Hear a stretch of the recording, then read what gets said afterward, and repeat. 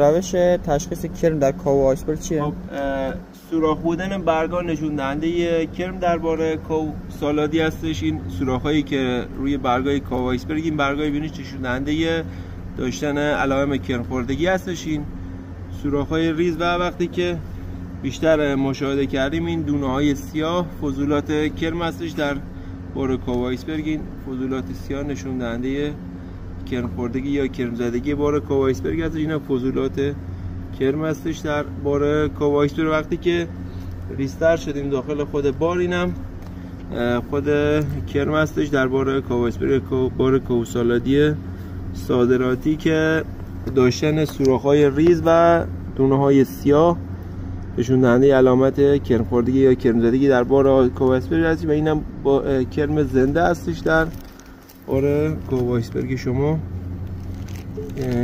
کرم زنده در بار کاو آیسبرگ صادراتی. موفق و مؤید. خدا نگهدار شما.